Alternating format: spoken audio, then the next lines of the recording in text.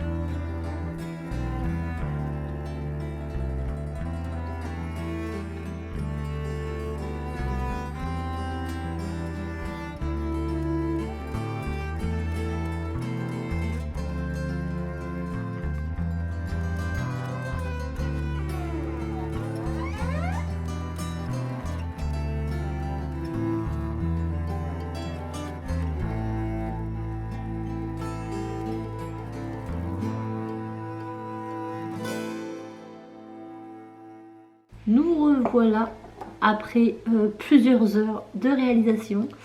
Ça paraît pas comme ça, mais c'est très long à faire parce que c'est très petit. Donc je sais pas si vous verrez, mais c'est vraiment minuscule. Même le chapeau est réalisé manuellement. Tous les éléments sont réalisés manuellement, hormis quelques petites structures en bois comme le contour de la boîte. Mais ensuite toutes les intercalaires, donc, vous voyez ça fait checker, les petites perles elles bougent dedans, mais sinon les petites fioles, le sablier, tout est vraiment réalisé à la main, jusqu'à la petite clé là, je ne sais plus comment ça s'appelle. Je vais vous retirer ça, mais pareil la scénette ici, c'est vraiment tout minuscule, le balai est fait main, la petite baguette dans la vitrine est fait main. Donc c'est vraiment minutieux, minuscule. C'est très compliqué à découper parce que pour le coup c'est tout petit. Même les fanions derrière la porte, ici c'est fait main. Mais le résultat en vaut vraiment la peine. Donc je dirais que niveau difficulté, on est plutôt sur quelque chose de assez difficile. Maintenant, si vous aimez la minutie, ça va forcément vous plaire. Parce qu'on a même une boîte de choco croque à l'intérieur. Donc pareil, les boîtes, il faut les découper, il faut les coller. Enfin, c'est tout petit, petit, petit, petit. On se met de la colle plein les doigts. Je comprends mieux pourquoi il y avait une pince à épiler dedans. Mais le résultat en vaut la peine. Donc je dirais qu'en termes de difficulté, c'est propre à chacun. Moi, c'est quelque chose qui m'a plu parce que c'est minutieux. Mais c'est quelque chose qui est assez compliqué et assez long à faire. Donc voilà, ce sont des petites scénettes que j'ai trouvées, il y en a plusieurs. Je les ai trouvées sur Shein, donc là clairement, on va pas se mentir, mais c'est typique Harry Potter. Hein. Même là, au niveau des fanions, on a les 4 maisons.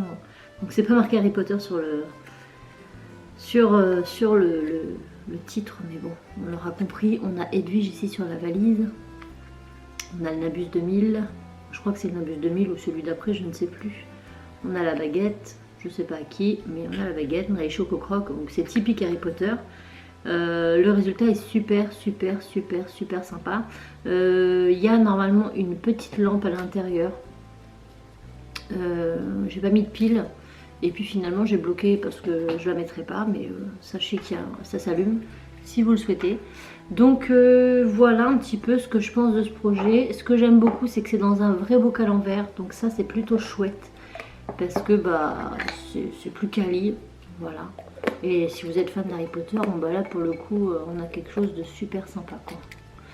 Mon couvercle il faut que je lave parce que j'avais décollé et j'ai recollé du mauvais côté. Donc j'ai des petites traces de colle mais je vais les retirer après, c'est pas très très grave. Donc voilà comment se présentent les boîtes. J'essaierai de vous mettre les liens en partie de plus d'informations. Je devrais pas trop avoir de difficultés à les retrouver. C'est pas quelque chose d'excessivement cher, enfin j'ai pas trouvé en tout cas que c'était très cher. Donc si vous aimez les choses très très minuscules, ce qui est bien avec ce genre de projet, c'est que comme tout est fait main, avec des boutons, des perles, etc. Finalement ça nous apprend aussi à réaliser des choses par nous-mêmes. Par exemple le bélet, je ne sais pas si vous voyez, mais le sablier c'est entièrement fait main. À l'intérieur le Nabus 2000 pareil, la baguette d'Harry Potter pareil.